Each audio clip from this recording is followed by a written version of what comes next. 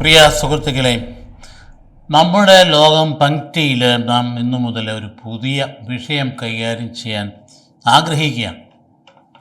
അതുകൊണ്ട് ആനുകാലിക പ്രശ്നങ്ങളെക്കുറിച്ചുള്ള പങ്ക്തി ഇല്ലാതെ വരുന്നില്ല, എങ്കിൽ ഇത് തുടരുന്നതാണ്. ഒരുപാട് ആളുകൾ ആവശ്യപ്പെടുന്ന ഒരു കാര്യമുണ്ട്. ഈ കാലഘട്ടത്തിൽ മക്കളെ വളർത്തുന്നത് ഒരുപാട് ക്ലേശകരമായൊരു കാര്യമാണ്.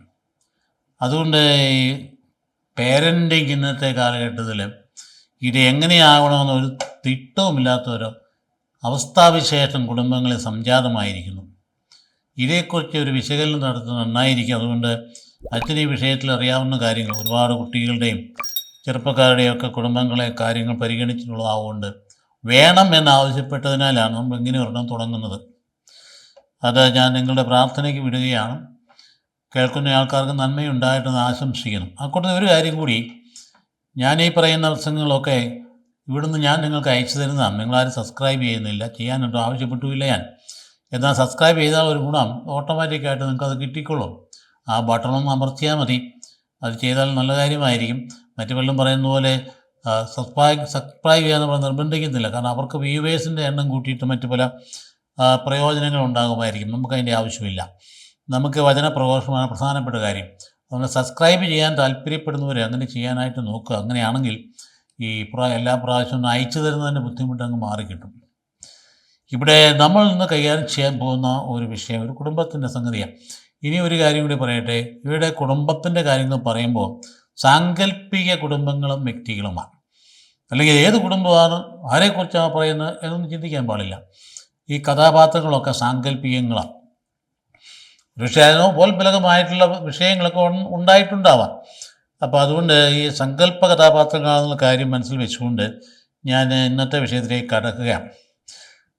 ഒരു വീട്ടിൽ മകൻ, അവൻ്റെ പേര് ജോണി, മകള്, അവളുടെ പേര് റാണി, അമ്മ സെലിൻ, വളരെ ഹൈലി എഡ്യൂക്കേറ്റഡാണ് 2-3 പേരും. അപ്പന് ടോമി ഹാർട്ട് അറ്റാക്കിൽ 42 വയസ്സിൽ മരിച്ചു. 2 മക്കളും അമ്മയും അപ്പനും. മകൾ റാണി ഇപ്പോൾ 32 വയസ്സായി. IT എഞ്ചിനീയറാണ്. കാനഡയിൽ അമേരിക്കയിൽ ജോലി ചെയ്യാം. മകനാണ് 30 വയസ്സോട്ട് അടുക്കുക. ബിസിനസ് മാനേജ്മെൻറ്റിൻ്റെ വിദഗ്ധനാണ്. 2 നല്ല ശമ്പളമുള്ള മക്കളാണ്. അമ്മ എഞ്ചിനീയറായിരുന്നു, ഇപ്പോഴും അതെ. ഈ മക്കൾ ഒരു ജീവിതാന്തത്തിലേക്ക് വരണമെന്ന് ഈ അമ്മയ്ക്ക് വലിയ താല്പര്യമുണ്ട്. പക്ഷേ മക്കൾക്ക് വിവാഹം വേണ്ട. ഇന്ന് കാണുന്നൊരു പ്രതിഭാസമാണിത്. എല്ലാ മക്കളും അങ്ങനെ പറയുമെന്ന് ഞാൻ കരുതുന്നില്ലെങ്കിലും അങ്ങനെ ഒരു സംസ്കാരം വളർന്നു വരുന്നത് നല്ലതല്ല. വിവാഹമേ വേണ്ട.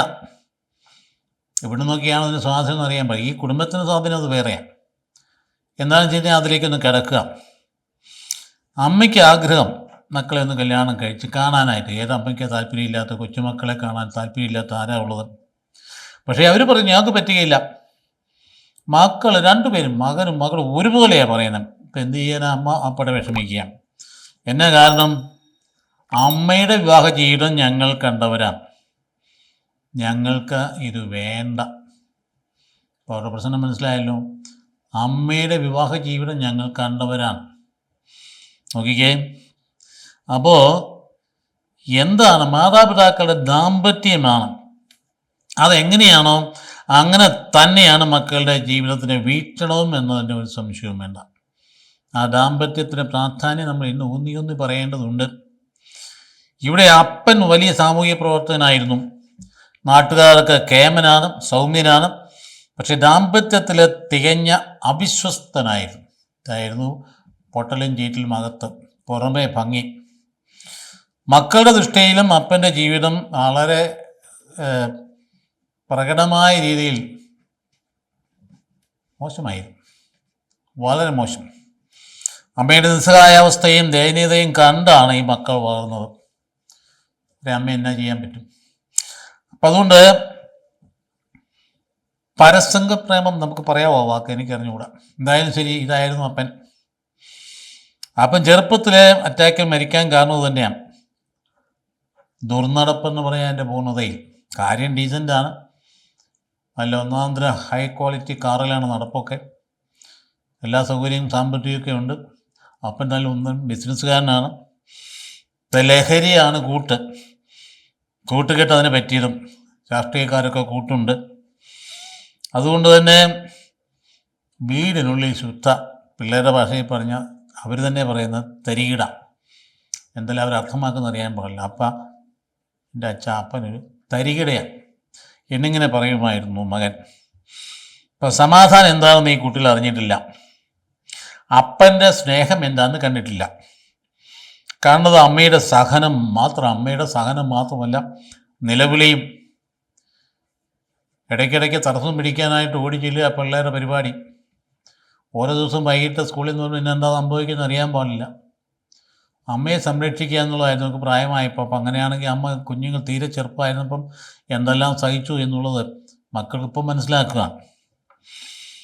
റാണിയുടെ ആത്മീയപിതാവ് പരാജയ വിഷമമില്ലാ ചെന്ന് ആത്മീയപിതാവ് പറഞ്ഞപ്പോൾ ആത്മീയപിതാവ് പറഞ്ഞു, നിനക്ക് ജീവിതം നഷ്ടപ്പെട്ടിട്ടില്ല എന്ന് ഉറപ്പായി വിശ്വസിക്കുക. എൻ്റെ ജീവിതം അവളുടെ ഭാഷയിൽ പറഞ്ഞാൽ പശു നക്കിപ്പോയി എന്നാണ് പറയും. എന്ന് പറഞ്ഞാൽ പാഴായിപ്പോയി എൻ്റെ ജീവിതം. നല്ല സുന്ദരിയായ സ്ത്രീയാണ്, എൻ്റെ ജീവിതം വെറുതെ പാഴായിപ്പോയി. ബീറ്റിയൊക്കെ കഴിഞ്ഞ ആളാണ്. അപ്പൻ പറഞ്ഞ നല്ല മനോഹരമായ ഒരു വിവാഹം അത് നിശ്ചയിച്ച് ഉറപ്പിച്ച് വന്നതാണ്. അപ്പോഴാണ് ഇയാൾ കടന്നുകയറ്റം നടത്തിയിട്ട് ബലപ്രയോഗം പോലെ വന്ന് ആ വഴിയിലൂടെ വഴി തെറ്റിച്ച് കൊണ്ടുപോയി കല്യാണം കഴിച്ചതാണ്. അപ്പോൾ നീ ഒരു കാര്യം ഈ ദൈവത്തിന് നന്ദി പറയണം. കാരണം ഈ മക്കൾ ഇങ്ങനെയൊരു അപ്പൻ്റെ മക്കൾ ഇങ്ങനെയല്ല വരേണ്ടിയിരുന്നത്. അപ്പനേക്കാൾ 10 ഇരട്ടി ദുർനടപ്പിൻ്റെ വഴിയെ പോകേണ്ടതായിരുന്നു. പക്ഷെ അവരങ്ങനെയല്ലല്ലോ. അവർ നല്ലവരായിട്ട് വളർന്നു. അത് നിൻ്റെ പ്രാർത്ഥനയുടെ ഫലം, നിൻ്റെ സഹനത്തിൻ്റെ ഫലം. ദൈവത്തിന് നന്ദി പറയുക. എൻ്റെ സഹോദരൻ, ഇങ്ങനെ ഉള്ള കുടുംബങ്ങളൊന്നും രണ്ടൊന്നും അല്ലല്ലോ. അപ്പം അതിനെക്കുറിച്ചാണ് ഇപ്പോൾ പറയാനായിട്ട് പോകുന്നത്. അപ്പനിൽ നിന്ന് മക്കൾ നല്ലതൊന്നും കേട്ടിട്ടേ ഇല്ല. വീട്ടിലെ സംഭാഷണ രീതി എന്ന് പറയുന്നത് വളരെ മോശം ഭാഷകൾ കുഞ്ഞുങ്ങൾ ആദ്യം തൊട്ടേ കേൾക്കുന്ന. പല കുടുംബങ്ങളിൽ ഇങ്ങനെ കേട്ടു പോരുന്ന പിള്ളേർ അതേപടി തന്നെ കൂട്ടുകാരോട് പറയും. ഇവരങ്ങനെ പറഞ്ഞില്ല, കാരണം അമ്മയുടെ നിയന്ത്രണം.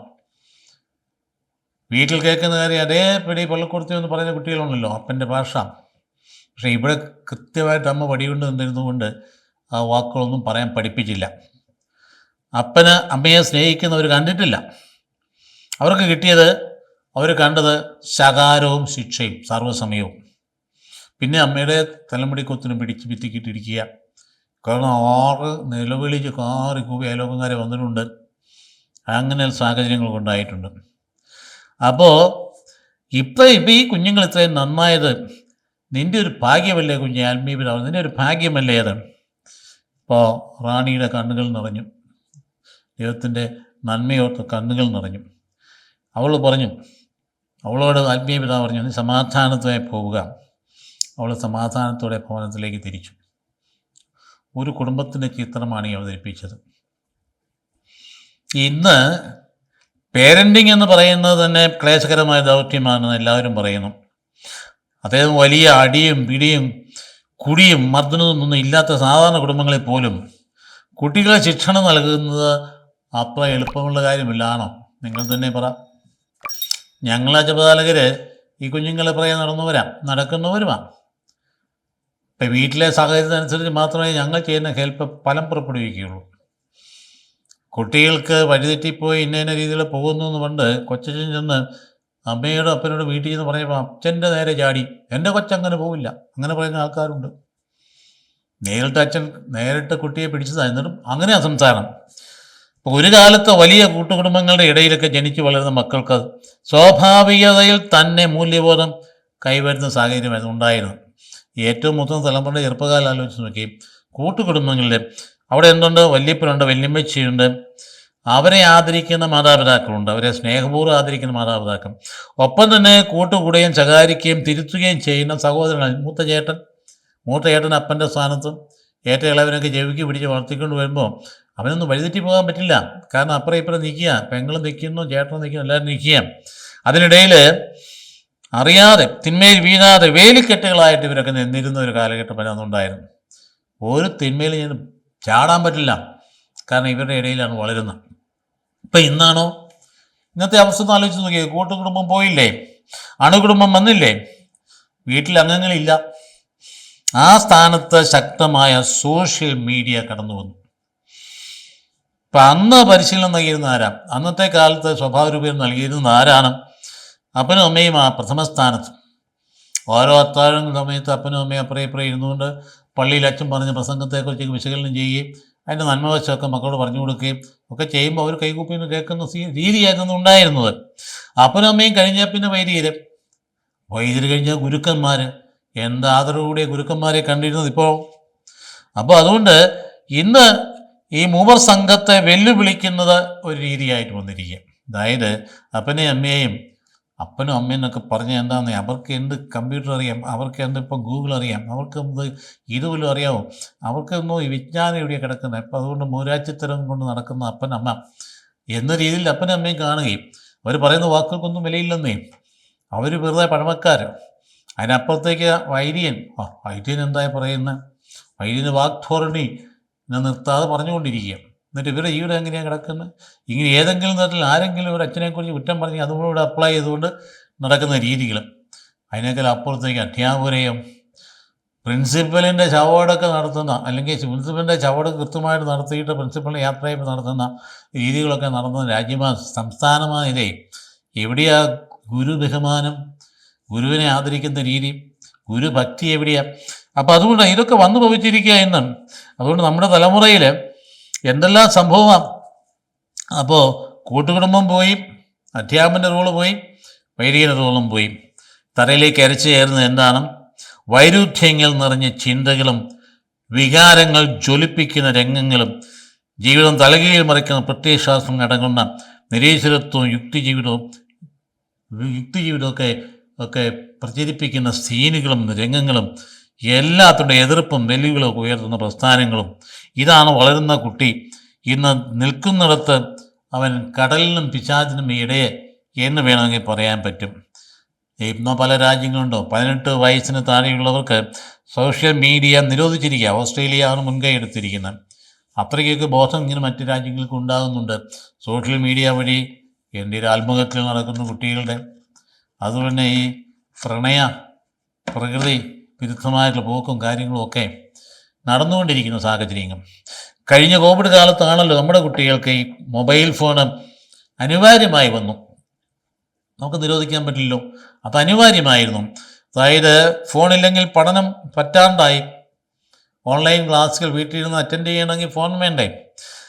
പല പാവപ്പെട്ട കുട്ടികൾക്ക് അന്ന് ഫോൺ വാങ്ങിക്കൊടുക്കേണ്ടി വന്നു. ഇടവകയിൽ നിന്ന് മുൻകൈ എടുത്തുകൊണ്ട് പാവപ്പെട്ട കുട്ടികൾക്കൊക്കെ ഫോൺ വാങ്ങിച്ചു കൊടുക്കുന്നതായിരുന്നു ഒരു പ്രധാനപ്പെട്ട ജീവകാരുണ്യ പ്രവർത്തനം. അന്ന് 10-15 രൂപ വിലയുള്ള ഫോണുകൾ, ടച്ച് ഫോൺ ഉണ്ടെങ്കിലേ പറ്റുള്ളൂ, അങ്ങനെ വാങ്ങിച്ചു കൊടുത്തു. പക്ഷേ അതിനോട് ചേർന്ന കുട്ടികളിൽ വളർന്നത് എന്താണ്? ഈ ബ്ലൂ വെയിൽ പോലെയുള്ള വലിയ കളികളും ഇന്നും അതുപോലെ തന്നെ കമ്പ്യൂട്ടർ ഗെയിംസും ഒക്കെ ഈ പിള്ളേരെ ഭ്രാന്ത് പിടിപ്പിച്ച രീതിയിലേക്ക് എത്തിച്ചു കൊണ്ടുവന്നില്ല. അതുകൊണ്ട് ആത്മഹത്യകൾ വരികയും പ്രണയ വികൃതികൾ എന്ന് വേണമെങ്കിൽ പറയാം. പ്രണയത്തിൻ്റെ വികൃതി എവിടെയൊക്കെ പോയി നിൽക്കുന്നത്? ഇഷ്ടപ്പെട്ടിയാലും മനസ്സിൻ്റെ സമ്മതം, സ്നേഹിക്കാൻ, പ്രേമിക്കാൻ, കല്യാണം തന്നില്ലെങ്കിൽ വലിയ ഭയങ്കര ഗായ്ക്കിനകത്ത് പെട്രോളും കൊണ്ട് ചെന്നിട്ട് അവിടെ ചെന്ന് അവർ തലയിൽ ഒഴിച്ച് കത്തിച്ചിട്ട് അവരെ കത്തിച്ച് കൊല്ലുക. വഴി സൈഡിൽ നിൽക്കുന്ന പെൺകുട്ടിയെ പ്രേമിച്ചിട്ട് വഴി സൈഡിൽ നിൽക്കുന്ന അവൾ വണ്ടി കയറാൻ നിൽക്കുന്ന ചേട്ടൻ അവനെ കുത്തിക്കൊല്ലുക. ഇതൊക്കെ നമ്മുടെ നാട്ടിൽ നടന്ന കാര്യങ്ങളല്ലേ? ഈ പ്രണയ വൈകൃതങ്ങളൊക്കെ പങ്കുണ്ട്. ഇതായിരുന്നു പ്രണയം? ഇതാണോ സ്നേഹം എന്ന് പറയുന്ന സംഗതി? അപ്പോൾ അതുകൊണ്ട് മാതാപിതാക്കളെയും സഹോദരങ്ങളെയും ഒക്കെ വിട്ട് പെൺകുട്ടികളിങ്ങനെ അപ്രത്യക്ഷമാകുന്ന കേസിൽ എത്ര എണ്ണമാണ്? പണ്ടൊക്കെ കാലമാണ് അത്ര എളുപ്പമുള്ള കാര്യമാണോ? ഒരുത്തിന് പ്രണയത്തിന് തന്നെ എന്തൊരു ബുദ്ധിമുട്ടാണ്, ഒരു എഴുത്ത് കൈമാറണം എന്നൊരു പാടാ. ഇപ്പം അതുകൊണ്ടല്ലേ തലയുടെ കീഴെ വെച്ചിരിക്കുന്ന മൊബൈൽ ഫോൺ പാതിരാക്കി കഴിഞ്ഞില്ലേ പെണ്ണെടുത്ത് ഉപയോഗിക്കുന്നത്. എന്നിട്ട് കാമുകം പറയാം, നീ ഇന്നടുത്ത് വന്നേരം. എല്ലാവരും ഉറങ്ങിക്കഴിയുമ്പോൾ ഇറങ്ങി പുറപ്പെട്ടേക്കാം, വന്നിരിക്കുന്ന ഓട്ടോറിക്ഷയിൽ പോയി സ്ഥലം വിടാം, എവിടെ പോയെന്ന് അറിയാൻ പാടില്ല പെണ്ണ്. ഇത്ര സംഭവങ്ങൾ നടന്നുകൊണ്ടിരിക്കുന്നത്. അപ്പോൾ പിടിച്ചാൽ കിട്ടാത്ത രീതിയിലെ തലമുറയുടെ സംസ്കാരം അങ്ങ് മാറിയും വിലക്കുകളും ഒക്കെ ആകെപ്പാടെ എല്ലാ മതിലുകളും ലംഘിച്ച് നാശത്തിൻ്റെ വിശാല ലോകത്തിലേക്ക് കുതിച്ചു ചാടുന്ന രീതിയാണ് നാം ഇന്ന് കണ്ടുകൊണ്ടിരിക്കുക. സുഹൃത്തുക്കളെ, ഇവിടെയാണ് ഈ പറയുന്ന പേരൻറ്റിങ് എങ്ങനെ നടക്കുമെന്നുള്ള ചിന്ത നമ്മളെ കണ്ടമാനം അലട്ടുന്നത്. അതിന് പരിഹാരം എന്നാ? അവിടെ നമ്മൾ എന്ത് നിയമനിർമ്മാണം നടത്തിയാലൊന്നും പരിഹാരമാവില്ല. കാര്യം ഞാൻ പറഞ്ഞു, ഓസ്ട്രേലിയയ്ക്ക് സാമൂഹ്യ മാധ്യമങ്ങൾ നിരോധിക്കുമെന്ന് പറയുന്നു. നിയമനിർമ്മാണം കൊണ്ടൊന്നും ഇത് ശരിയാവില്ല. ശരിയാവാനുള്ള ഒരൊറ്റ മാർഗമേ ഉള്ളൂ. അതിനെ നിയന്ത്രിക്കാൻ വ്യക്തികൾക്കും കുടുംബങ്ങൾക്കോ അല്ലെങ്കിൽ അത്തരത്തിലുള്ള സംവിധാനങ്ങൾക്കോ ഒന്നും പറ്റിയില്ല. അപ്പോൾ അതിനെ തടഞ്ഞു നിർത്താൻ പറ്റുന്ന ഒറ്റ മാർഗ്ഗം പിറന്നു വീഴുന്ന കുഞ്ഞുങ്ങളുടെ യഥാർത്ഥ കാവൽക്കാരായ മാതാപിതാക്കൾ മാറണം. അവിടെയാണ് ചലഞ്ചിരിക്കുന്നത്. കുഞ്ഞുങ്ങളുടെ കാവൽക്കാരാവണം. അത് കുഞ്ഞുങ്ങൾ പിറന്നു വീണിരിക്കുന്നത് നമ്മുടെ കയ്യിൽ ഏൽപ്പിച്ചിരിക്കുന്നത് നമ്മുടേതല്ല, ദൈവത്തിൻ്റെ മക്കളാണ്. അവരെ കാത്തു സൂക്ഷിക്കുക എന്നുള്ളത് നമ്മുടെ ദൈവികമായ ദൗത്യമാണ്. ദൈവം ഏൽപ്പിച്ചിരിക്കുന്നത്, അല്ല നമ്മുടെ മക്കളാകുമ്പോൾ നടക്കേണ്ട കാര്യമില്ല, ദൈവത്തിൻ്റെ മക്കളാണ്. അപ്പോൾ ദൈവത്തെപ്പോലെ തന്നെ കണ്ട് വളർത്തിയെടുക്കാനുള്ള ചുമതല വേണമെന്നുണ്ടെങ്കിൽ അപ്പനും അമ്മയും പ്രാർത്ഥിക്കുന്ന മനുഷ്യരായിരിക്കണം, ദൈവപരിപാലനെ ആശ്രയിക്കുന്ന മനുഷ്യരായിരിക്കണമെന്ന് സർവ്വതാ ഹൃദയം കൊണ്ട് സുഹൃദേവം ചെല്ലുന്ന പോലെ കുഞ്ഞുങ്ങൾക്ക് വേണ്ടി പ്രാർത്ഥിച്ചുകൊണ്ടിരിക്കും. എന്നോട് അപ്പനെ എനിക്കറിയാം കൃത്യമായിട്ട്. അതായത് രാത്രി കിടക്കുന്ന അവസരത്തിൽ കിടക്കാൻ നേരത്ത് 9 മക്കളുടെ അപ്പൻ ആദ്യത്തെ തൊട്ട് 9ാമത്തെ വരെയുള്ള കുഞ്ഞുങ്ങളെ പേരും പറഞ്ഞ് കിടന്നുറങ്ങുമായിരുന്നു. ഓരോ കുഞ്ഞിൻ്റെ എല്ലാവർക്കും അത് കേൾക്കാം, എല്ലാം കേൾക്കാം. എൻ്റെ പാപ്പച്ച, എൻ്റെ അനുവേ, എൻ്റെ കുഞ്ഞ്, എൻ്റെ ഓരോന്നിൻ്റെയും പേര് പറഞ്ഞ് അപ്പൻ കിടന്നുറങ്ങുന്നത്. ആ അപ്പനെ വിട്ട് മക്കൾ പോകാൻ പറ്റില്ല. ആ ബന്ധം എന്ന് പറയുന്നത്, ഈ പറയുന്ന ആ ബന്ധം സാമാന്യ ഭൗതിക ശക്തികളുടെ ബന്ധമല്ല, അത് ഭയങ്കര ആന്തരിക ബന്ധമാണ്. അപ്പോൾ അത് മക്കളെ അതിന് പകരമായിട്ട് മക്കളെ ഭയപ്പെടുത്തി അടിച്ചിരുത്തി നന്നാക്കാമെന്ന് കരുതുന്ന പലരുമുണ്ട്. നടക്കില്ല. ഭയപ്പെടുത്തി നന്നാക്കാൻ ചെന്നാലേ ചിലവാകുന്ന തലമുറയല്ല, തലമുറ പോയി. ഇങ്ങനെ ഭയപ്പെടുന്ന അപ്പന്മാരൊക്കെ അരക്കെട്ടിക്ക് ബെൽറ്റൂരി മക്കൾക്കിട്ട് തല്ലിയിട്ട് കൊച്ചു 7ാം ക്ലാസ്സിൽ ആ പ്രായത്തിൽ പുറപ്പെട്ടു പോയ സംഭവം ഉണ്ടായിട്ടുണ്ട്. 7ാം ക്ലാസ്സിൽ വെച്ച് പുറപ്പെട്ടു പോയി. അപ്പൻ ബെൽറ്റൂരി തല്ലുമായിരുന്നു. എന്നിട്ട് ഒരു കൂട്ടുകാരെയും കൂടെ കൂട്ടിക്കൊണ്ട് പോയി അങ്ങ് കൊച്ചിയിൽ അപ്പുറത്ത് ചെന്ന് ട്രെയിനിൽ അങ്ങ് പോയി. സംഭവം ഞാൻ വിവരിക്കുന്നില്ല, ചിത്രീകരിക്കാൻ നേരം പോകും.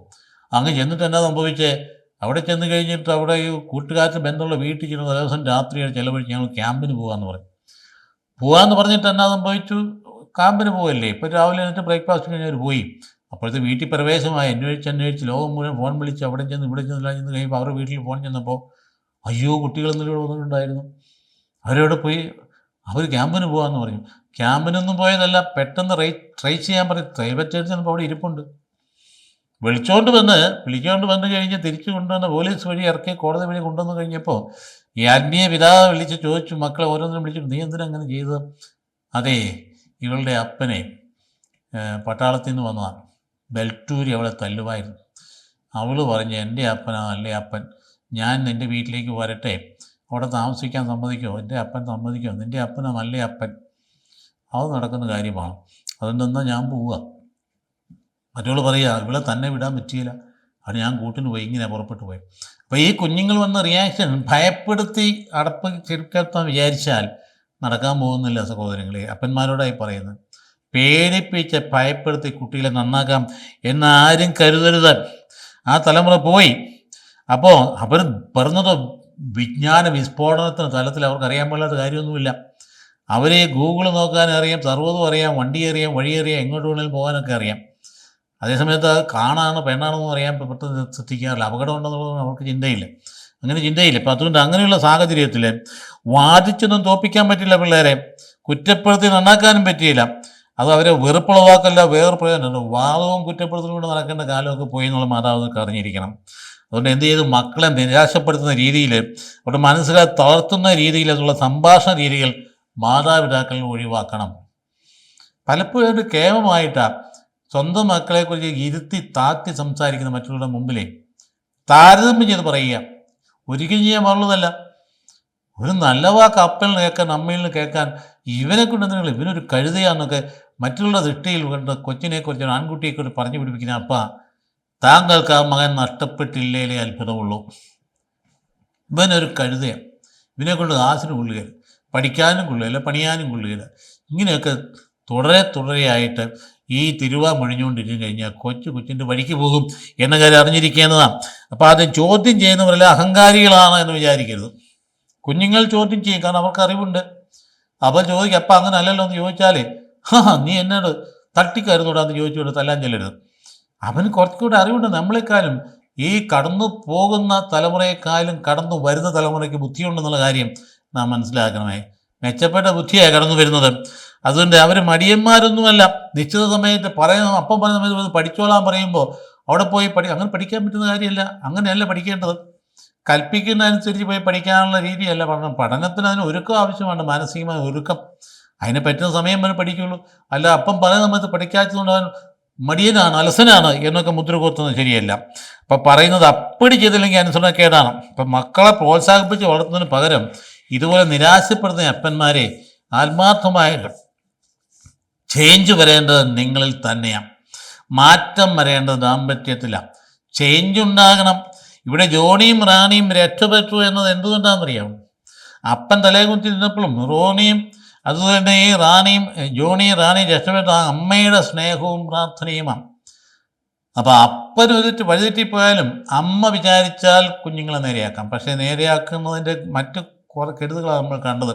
ഞങ്ങൾക്ക് കല്യാണം വേണ്ട, ഞങ്ങൾക്ക് വിവാഹം വേണ്ട, ഞങ്ങളിങ്ങനെ അങ്ങ് ജീവിച്ചോളാം. അപ്പോൾ അതുകൊണ്ട് അവിടെ മറ്റൊരു സംഗതി കണ്ടത്, ഇത്രയും വളരെ ദുർനടപ്പുകാരൻ്റെ മക്കൾ ഒട്ടും തന്നെ തലതിരില്ല, അതിന് നേരെ എതിരായിട്ട് ചിന്തിച്ചവർ. വലിയ മദ്യപാനിയുടെ മകൻ അവൻ മദ്യം തൊടാതെ വളർന്നു. അതിനോട് വെറുപ്പായി. അതിനോട് പരസംഗഹേതുവായിട്ട് നടക്കുന്ന അപ്പൻ്റെ മകള് അവളുടെ ചരിത്രം സംരക്ഷിക്കാൻ വേണ്ടി അങ്ങേറ്റം വിശുദ്ധമായിട്ട് ജീവിക്കുന്ന പെണ്ണായിട്ട് മാറി. പക്ഷെ അതിന് ഒരു കുഴപ്പമുണ്ട്, എൻ്റെ ശരീരത്തിൽ ആയിരുന്നു തൊടണ്ട. കോയ കണ്ടില്ല, എക്സ്ട്രീം. കല്യാണം കഴിപ്പിച്ചാലും ചില ബുദ്ധിമുട്ടുണ്ടാകാം. കാരണം വേണ്ട വിധത്തിൽ അതിനെ പരിപാകപ്പെടുത്തി എടുത്തില്ല എങ്കിൽ ഒരു വിവാഹ ജീവിതം പരാജയപ്പെട്ടു പോകാം. തൊടാൻ അനുവദിച്ചില്ലെങ്കിൽ എന്നെ ചെയ്യും. അപ്പോൾ കണ്ട സാഹചര്യങ്ങൾ വെച്ച് നാം പറയുകയാണ്, ഇവിടെയൊക്കെ ദാമ്പത്യത്തിൽ മാതാപിതാക്കളെയും ഭർത്തൃഭാര്യമാരുടെയും ഒക്കെ ചുമതലകൾ എന്ന് പറയുന്നത് വളരെ ഗൗരവമാണ്. അപ്പോൾ അതുകൊണ്ട് അപ്പനിൽ നിന്ന് ഒന്നും കിട്ടാത്ത ഈ മക്കൾ ദുർമാതൃകയുടെ തുടർ സംഭവങ്ങൾ ഉണ്ടായിട്ടും അവർ നല്ല രീതിക്ക് വന്നുവെങ്കിൽ അവിടെ മുട്ടയെ നിൽക്കുന്ന ഒരു അമ്മയുണ്ട്, കണ്ണീരൊലിപ്പിക്കുന്ന ഒരു അമ്മയുണ്ട്, പ്രാർത്ഥിക്കുന്ന ഒരു അമ്മയുണ്ട്. ആ അമ്മയുടെ ആ പ്രാർത്ഥനയുടെ അങ്ങനെയല്ലേ അഗസ്തീനോസ് പുണ്യാളം തന്നെ ഉണ്ടായത്. അത് ആരായിരുന്നു? വഴിവിട്ട ജീവിതം നയിച്ച ഒരു ചെറുപ്പക്കാരനായിരുന്നു സെൻ്റ് അഗസ്റ്റിൻ എന്ന് പറയുന്നയാൾ. നല്ല വിജ്ഞാനിയായ മനുഷ്യൻ. അതിൻ്റെ ആദ്യ കാലഘട്ടം തന്നെ വഴിതെറ്റിയ ജീവിതം. അവിവാഹിതനായിരിക്കുമ്പോൾ തന്നെ ഒരു കുട്ടി ജനിച്ചു. അതെയോഡാറ്റസ് എന്ന് പറയുന്ന മരിച്ചുപോയി എന്ന് പറയുന്ന അത്തരത്തിലുള്ള ആ ലൈംഗിക അരാജകത്വം ജീവിച്ച ആളാണ്. പക്ഷേ അമ്മ എന്ന് പറയുന്ന ആ സ്ത്രീ പുണ്യവതിയായിരുന്നു, മോനിക്ക. അവിടെ കണ്ണിൽ നടന്നു പോയത് കണ്ണുനീരിൻ്റെ അതിർത്തിയിലായിരുന്നു. ആ കണ്ണീരിൻ്റെ ഫലമായിട്ട് സംഭവിച്ചതെന്താ? ഈ മകൻ നേരെ ഇപ്പോഴേ എക്സ്ട്രീമായി. അവൻ മാനസാന്തരപ്പെട്ട് വിശുദ്ധനായി. മൈ കൺഫെഷൻസ് എന്ന് പറയുന്ന പുസ്തകം എടുത്ത് വായിച്ച് നോക്കൂ. അഗസ്തീനോസ് പുണ്യാളൻ്റെ കുമ്പസാരമാണ്. അതിനുശേഷം ആരായി തീർന്നു? ഹിപ്പോയിലെ മെത്രാനായി തീർന്നു. ആദ്യ കാലഘട്ടത്തിലെ 5-ാം നൂറ്റാണ്ടിലെ ഏറ്റവും വലിയ പണ്ഡിതനായിട്ട് മാറി അഗസ്തീൻ. നമ്മുടെ മാർപ്പാപ്പ ഈ വിശുദ്ധ അഗസ്തീനോസിൻ്റെ സഭയിൽപ്പെട്ട ആളാണ്. Saint Augustine. അപ്പോൾ ഈ കഴിഞ്ഞ സന്ദർശനത്തിൽ അഗസ്റ്റിൻ്റെ ആഫ്രിക്കയിലുള്ള അദ്ദേഹത്തിൻ്റെ നാട്ടിലും വീട്ടിലും അദ്ദേഹത്തിന് അടക്കിയ സ്ഥലത്തുമൊക്കെ പോയി കൈകൊപ്പി നിൽക്കുന്നത് കണ്ടില്ലേ? ആ അമ്മ, അതാണ് അമ്മ മോനിക്ക എന്ന് പറയുന്ന സ്ത്രീ.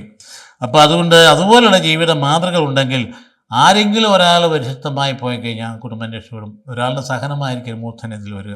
ചിലപ്പം തിരിച്ചും വരാം. ഭാര്യയായിരിക്കും ചിലപ്പോൾ തലകീഴായിട്ട് പോകുന്നു, മാനസിക വിഭ്രാന്തിയായിട്ട് പോയി ഒരു തരത്തിലും കൺട്രോൾ ചെയ്യാൻ പറ്റില്ലാത്ത വഴിതെറ്റി ജീവിതത്തിൻ്റെ ഉടമയായിട്ട് പോകുമ്പോഴും കണ്ടു നിന്ന് കണ്ണീര് പിടിക്കുന്ന ഭർത്താക്കന്മാരുണ്ട്. വേദനിക ഭർത്താക്കന്മാരെ ഉള്ള മക്കളെ തൻ്റെ നെഞ്ചോട് ചേർത്ത് വെച്ച് അമ്മ നോക്കാത്ത കുഞ്ഞുങ്ങളെ അമ്മയെപ്പോലെ അപ്പൻ നോക്കുന്ന ഭർത്താക്കന്മാരുണ്ട്. കുഞ്ഞുങ്ങളെ കുളിപ്പിക്കാനും ഒരുക്കി പള്ളിക്കൊടുത്ത് വിടാനും ഒന്നും താല്പര്യപ്പെടാത്ത ഒരു ഭാര്യ, കുഞ്ഞുങ്ങളെ ഒരു തരത്തിലും ശ്രദ്ധിക്കാത്ത ഒരു ഭാര്യ. അമ്മ എന്ന് പറഞ്ഞാൽ എന്താണെന്ന് മക്കൾക്കറിയാൻ പാടില്ല. അപ്പൻ അതെല്ലാം ചെയ്തു കൊടുത്തിരുന്ന അപ്പന്മാരുമുണ്ട്. അപ്പോൾ ആരെങ്കിലും ഒരാളെങ്കിലും വഴി നേരെയാണെങ്കിൽ കാര്യങ്ങൾ നേരെ പോകും. അപ്പം നേരെ പോകുന്ന കുടുംബങ്ങളുടെ അവസ്ഥയൊന്ന് വിലയിരുത്തി നോക്കും. എന്തെല്ലാം വ്യത്യസ്തതകൾ അവിടെ കാണുന്ന. ചില അപ്പന്മാരുണ്ട്, എന്നാ കണ്ടാലും പറഞ്ഞാലും എന്നാ കേട്ടാൽ മിണ്ടാതിരിക്കും, അക്ഷരം മിണ്ടുകയില്ല. അങ്ങനെയുള്ളവനാണോ അപ്പൻ? ആ കുടുംബത്തിൻ്റെ നായകനല്ലേ? പറയേണ്ടടുത്ത് പറയണം, പറയരുതാത്തത് പറയരുത്, പറയരുതാത്ത സമയത്തും പറയരുത്. പക്ഷേ പറഞ്ഞാൽ അതിന് ഫലമുണ്ടാകും. അപ്പൻ്റെ ജോലി അതാണ്. അമ്മയാണ് വഴക്കോട് വഴക്ക്. അത് അമ്മയുടെ ജോലിയാണ്, വഴക്ക്, സർവ്വസമയവും വഴക്കും. അപ്പോൾ ഇത് രണ്ടും നല്ലതല്ല. രണ്ടും എക്സ്ട്രീംസാണ്. ഒന്നും മിണ്ടായിരിക്കുന്ന അപ്പനും സർവ്വസമയം സംസാരിക്കുന്ന അമ്മയും. ആ എക്സ്ട്രീംസ് മാറ്റിയെടുത്തിട്ട് നോർമലായിട്ട് വരാനായിട്ട് നോക്കണം. അപ്പോൾ അപ്പൻ്റെ ആലിംഗനവും പ്രോത്സാഹനവും കിട്ടാനാണ് ഇളം മനസ്സുകൾ കൊതിക്കുന്നത്. നമുക്കറിയാമല്ലോ, കുഞ്ഞായിരുന്നപ്പോൾ നമ്മളെങ്ങനെയാണ് അച്ചാച്ചൻ്റെ ഒരു പ്രോത്സാഹനം കിട്ടുക എന്ന് പറഞ്ഞാൽ നിസ്സാര കാര്യമാണോ? അപ്പോൾ ചെറിയൊരു സമ്മാനം പള്ളിക്കൂടത്ത് കിട്ടിയാൽ മതി. അങ്ങനത്തെ ആഗ്രഹിക്കുന്നത് അപ്പനോട് എന്ന് പറയാം. അപ്പൻ അംഗീകരിച്ചതിന് മാത്രം സന്തോഷമുള്ളൂ. അമ്മച്ചി എപ്പം ഇതെല്ലാം ഇപ്പം പ്രോത്സാഹിപ്പിക്കുന്നതാണ്. പക്ഷെ അപ്പനോട് എന്ന് പറയാം, ഇതാണ് കൊച്ചു ആഗ്രഹിക്കുന്നത്. അവ മിണ്ടാത്ത അപ്പനാണെങ്കിലോ, നേരമില്ലാത്ത അപ്പനാണെങ്കിലോ, കൊച്ചുങ്ങൾ സമയം കൊടുക്കാത്ത അപ്പനാണെങ്കിലോ, സർവ്വസമയം രാഷ്ട്രീയവും അല്ലെങ്കിൽ സർവ്വസമയം ബിസിനസ്സും കൊണ്ടു നടക്കുക, ഈ കുഞ്ഞുങ്ങൾ ഇവിടെ ഉണ്ടെന്ന് പോലും ചിന്തിക്കാത്ത, പതിരായിക്ക് വന്ന് കയറി വിളക്കുന്നതിന് പോകുന്ന അപ്പനാണെങ്കിലോ, കുടുംബം തകർത്തില്ലേ? എത്രയോ രാഷ്ട്രീയക്കാരൻ മക്കൾ തലകുത്തനെ പോയി, എത്ര എണ്ണം പോയി. ഇപ്പം നമുക്കറിയാമല്ലോ, മഹാത്മാഗാന്ധി തൊട്ട് ഇങ്ങോട്ട് എണ്ണി നോക്കിയോ, എത്ര എണ്ണം പോയി. എന്താണ്? രാഷ്ട്രം നന്നാക്കാൻ പോയി, രാജ്യം നന്നാക്കാൻ പോയി, പക്ഷേ വീട് നോക്കിയില്ല. അത് നാം ചിന്തിക്കേണ്ട ഒരു കാര്യമാണ്. ഇത് രണ്ടും കൂടെ കൊണ്ടുപോകുന്നവനാണ് മാതൃകാപരമായിട്ട് ജീവിക്കുന്നത്. അല്ലാതെ ഞാൻ നാട്ടിൽ നല്ലവനായി എല്ലാവരുടെയും സ്തുതിച്ച് പറഞ്ഞ്, ആരും സ്തുതിച്ച് പറഞ്ഞാലും ശരി, സ്വന്തം ഭാര്യയെ സ്തുതിക്കുന്നില്ലെങ്കിൽ അതിന് ഒരു അർത്ഥവുമില്ല. മക്കൾ സ്തുതിക്കുന്നില്ലെങ്കിൽ ഒരു അർത്ഥവുമില്ല. മക്കളും ഭാര്യ അംഗീകരിച്ചാലേ അത് അംഗീകാരമാവുള്ളൂ എന്ന് അപ്പന്മാർ മനസ്സിലാക്കണം. അതുകൊണ്ട് കൊച്ചിൻ്റെ ആഗ്രഹം അപ്പനോട് പറയണം. അത് ഒരു പേനയായിരിക്കും കിട്ടിയ സമ്മാനം, പള്ളിക്കൂടത്തിൽ ഒരു കൊച്ചു പുസ്തകമായിരിക്കും കിട്ടിയ, അത് കൊണ്ട് കാണിക്കണം, ചാച്ചനെ കാണിക്കണം. രാത്രി ഉറങ്ങാതെ കിടക്കുക, അപ്പം വരാൻ ഉറങ്ങാതെ കിടക്കുക, വന്നേ ഉടനെ അച്ചാച്ച എനിക്കിത് കിട്ടിയെന്ന് പറഞ്ഞ് എഴുന്നേറ്റ് വരും. അതാണ് ഏറ്റവും വലിയ. അത് സ്വീകരിക്കുമ്പോഴും പ്രോത്സാഹിപ്പിക്കുമ്പോഴും ആ കൊച്ചിന് സമ്മാനത്തേക്കാൾ വലിയ സന്തോഷമാകും. അതാണ് അതിൻ്റെ സംഗതി. അച്ചാച്ചൻ്റെ പ്രോത്സാഹനം വരുമ്പം ഇങ്ങനെ എത്ര അപ്പന്മാർ തിരിച്ചറിയുന്നു എന്നാണ് എൻ്റെ ചോദ്യം. എന്നെ കേൾക്കുന്ന അപ്പന്മാരെ നിങ്ങൾ എത്ര പേര് തിരിച്ചറിയുന്നു? നിങ്ങൾ നേരമില്ലെന്നല്ലേ പറയും, സമയമില്ലെന്ന് പറയും. നിങ്ങളുടെ സമയം എന്തിനു വേണ്ടിയാണ്? കുഞ്ഞ് ജനിച്ചോ അവർക്ക് വേണ്ടിയിട്ടുള്ളതാണ് നിങ്ങളുടെ സമയം, കുഞ്ഞുങ്ങൾക്ക് വേണ്ടി നിങ്ങളുടെ സമയം. അതിനനുസരിച്ചുള്ള സമയം ക്രമീകരിക്കാനായിട്ട് അവർക്ക് സമയം മാറ്റി വെച്ചിട്ട് വേണം ബാക്കി കാര്യങ്ങൾ നിർവഹിക്കപ്പെടാൻ വേണ്ടി. അപ്പോൾ അതുകൊണ്ടൊരു കാര്യം പ്രത്യേകം, അതേസമയം കഷ്ടപ്പെട്ട് പഠിച്ച് മാർക്കും വാങ്ങി സന്തോഷപൂർവ്വം അപ്പൻ്റെ അടുത്ത് ഓടി വന്ന കൊച്ച് 100-ൽ 98 മാർക്കും കിട്ടി. അപ്പൻ്റെ അടുത്ത് വരിക. അപ്പം ഭയങ്കര ഗംഭീരനാണ്, ഭയങ്കര ഉയർന്ന ഉദ്യോഗസ്ഥനാണ്, വലിയ ശിക്ഷണക്കാരനാണ്, ഡിസിപ്ലിനേറിയനാണ്. ഓടി വന്ന് 98 മാർക്ക് കിട്ടിയെന്ന് പറയുമ്പം മുഖം കറുത്തിട്ട് ചോദിക്കുക, ബാക്കി 2 മാർക്ക് എവിടെ പോയെന്ന്. എന്തൊരു അപ്പനാത്! കഷ്ടപ്പെട്ട് പഠിച്ചിട്ട് 98 മാർക്ക് കിട്ടി, ബാക്കി 2 മാർക്ക് എവിടെ പോയെന്നത് കഷ്ടമെന്നല്ലേ പറയുള്ളൂ. എന്തൊരു മനുഷ്യരേക്ക് ആ പെരുമാറ്റമാണ്. അങ്ങനെ അമ്മമാരും ഉണ്ട്. അമ്മമാരതിനെ താരതമ്യം ചെയ്യും. അയൽവക്കത്തെ കുട്ടിയായിട്ട് ആ കുട്ടിക്ക് എത്ര കിട്ടിയെന്ന് ആദ്യം ചോദിക്കണം. ഇവന് കിട്ടിയതല്ല, ആ കുട്ടിക്ക് എത്ര കിട്ടി. അപ്പം അതുകൊണ്ട് ഇങ്ങനെയുള്ള പോക്ക് തെറ്റാണ്. നേരെ മറിച്ചോ അപ്പൻ്റെ അടുത്ത് ആഹ്ലാദത്തോടെ, എൻ്റെ മകൻ ഒരുപാട് കഷ്ടപ്പെട്ടു. എടാ നീ എന്തിയാലും കഷ്ടപ്പെട്ടു ഇത്രയും മാർക്ക് മേടിക്കാം, 98 മാർക്ക് എൻ്റെ പൊന്നു മോനെ പിടിച്ചൊരു ഉമ്മയും കൊടുത്തിട്ട് നിനക്ക് എന്നാ സമ്മാനം വേണ്ടേ എന്നൊരു ചോദ്യം അങ്ങ് ചോദിച്ചാണല്ലോ, 10 ഇരട്ടി ശക്തിയോടുകൂടി അവൻ വീണ്ടും പഠിക്കും, ഉത്സാഹിയായിട്ട് വളരും. ആലോചിച്ച് നോക്ക്, ഈ ഫസ്റ്റ് റാങ്ക് വരുന്ന കുട്ടികളുടെ മാതാപിതാക്കൾ എങ്ങനെ പെരുമാറിയെന്ന്. അതിലേ എൻ്റെ പിന്നിൽ കിടക്കുന്ന രഹസ്യം. അത് മനസ്സിനെ ഉത്തേജിപ്പിക്കാൻ അപ്പന് കഴിഞ്ഞു, അമ്മയ്ക്കും കഴിഞ്ഞു. അപ്പോൾ അതുകൊണ്ട് എൻ്റെ പൊന്നുമോൻ ഒരുപാട് കഷ്ടപ്പെട്ടു എന്നൊന്ന് പറയാൻ അപ്പന് പറ്റുമോ? അങ്ങനെ സമ്പാദിച്ചിരുന്നെങ്കിലോ കുട്ടികൾ മനസ്സുണർന്ന് കൂടുതൽ പഠിക്കാൻ അവർക്ക് ഉത്സാഹം ഉണ്ടാകുവാൻ ഉന്നത സ്ഥാനത്തിൽ എത്തുകയും ചെയ്യുമായിരുന്നു. അപ്പം അതുകൊണ്ട് ശാസന എന്ന് പറയുന്നത് സ്വാഭാവികമായി കൊണ്ടു നടക്കുന്ന അപ്പന്മാരെ മക്കൾ രൂപം കൊള്ളുന്ന നിരാശയും വെറുപ്പും ദുരവ്യാപകമായ ദുഷ്ഫലങ്ങൾ ഉണ്ടാക്കുമെന്ന കാര്യം മനസ്സിലാക്കിക്കൊള്ളുകയും. കാര്യം താങ്കൾ ഉന്നത കളക്ടറായിരിക്കും, അല്ലെങ്കിൽ SP ആയിരിക്കും.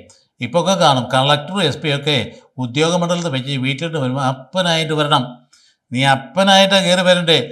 നിനക്ക് അവിടെ സെക്യൂരിറ്റി കാണും, ഗാർഡ് കാണും. കാരണം എപ്പോഴും ആൾക്കാരുടെ ചുറ്റുമൊക്കെ കാണുക വരും. 2 തലത്തും അപ്പുറം ഇപ്പുറം കാണപ്പെട്ടിട്ട് പോലീസുകാരും ഒക്കെ കാണും. ഇതൊക്കെ കാണും, അത് അനുധാവനം ചെയ്യുന്നതൊക്കെ കാണും. കാണുന്നതിന് ഉദ്യോഗസ്ഥൻ്റെ സ്വഭാവം തന്നെ അത് തന്നെയാണ്. പക്ഷേ വീടിൻ്റെ പടിക്ക് മുറ്റത്ത് കയറിയാലേ നീ കളക്ടറും അല്ല, SP ഒന്നുമില്ല, നീ അപ്പനാണ്. ആ അപ്പൻ എന്ന് പറയുന്ന സ്ഥാനത്തിന് പകരം വയ്ക്കാൻ മറ്റൊന്നുമില്ല എന്ന കാര്യം മനസ്സിലാക്കിയിരിക്കുക. അപ്പോൾ അതുകൊണ്ട് കുഞ്ഞുങ്ങൾ നിരാശയും വെറുപ്പും ദൂരവ്യാപകമായ ദുഷ്ഫലങ്ങൾ സൃഷ്ടിക്കുന്ന കാര്യം മനസ്സിലാക്കേണ്ടത്. കുട്ടികളെ മാതാപിതാക്കൾ കാണേണ്ട കാര്യങ്ങൾ, കുട്ടികളെ മാതാപിതാക്കൾ കണ്ടാണ് കാര്യങ്ങൾ പഠിക്കും, അല്ലെങ്കിൽ മാതാപിതാക്കളെ കണ്ടാണ് കാര്യങ്ങൾ. രണ്ടും 2 തരത്തിലാണ്. അതായത് മാതാപിതാക്കൾ അങ്ങനെ പോകുന്ന കണ്ടാൽ കുട്ടികൾ പഠിക്കേണ്ട, കുട്ടികളെ കണ്ടാണ് മാതാപിതാക്കളും പഠിക്കേണ്ടത്. അപ്പോൾ അതുകൊണ്ട് വളരെ ഗൗരവമായിട്ട് എടുക്കേണ്ട സംഗതിയാണ്. ഈ ഒരു വിഷയത്തെക്കുറിച്ച് നമ്മൾ അടുത്ത ഞായറാഴ്ചയും തുടരുന്നതാണ്. പേരൻറ്റിങ് ഈ കാലഘട്ടത്തിൽ ഏറ്റവും വലിയ ചലഞ്ചാണ്, ഏറ്റവും വലിയ വെല്ലുവിളിയാണ്. അത് നമ്മുടെ കുടുംബങ്ങൾ നന്നായിട്ട് നടക്കത്തക്ക രീതിയിൽ മനോഭാവങ്ങളെ മാറ്റിയെടുക്കാനായി നമ്മുടെ ഹൃദയത്തിൻ്റെ ഉള്ളിൽ ഒരു പുനരുജ്ജീവിതം ഉണ്ടാക്കിയെടുക്കാൻ, ഒരു വലിയ പരിവർത്തനം വരുത്തിയെടുക്കാൻ, നമ്മുടെ മനസ്സാക്ഷി രൂപീകരിക്കാൻ ഇടയാകട്ടെ. നിങ്ങളുടെ മക്കളെല്ലാം നല്ലവരായിട്ട് വളരാൻ വേണ്ടി പ്രാർത്ഥിക്കുന്നു. Thank you very much.